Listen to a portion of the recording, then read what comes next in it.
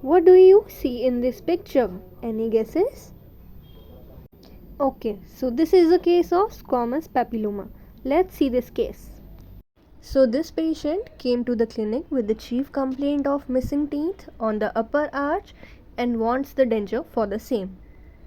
On doing clinical examination, an exophytic lesion is seen on the mucosa of hard palate on the midline towards the posterior side. This lesion is sessile, well demarcated with a diameter of about 2 cm and is raised from the surface by a millimeter.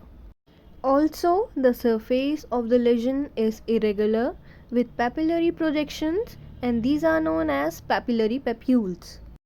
As you can see, these papillary projections are white and pink in color, and these are firm and do not bleed on probing.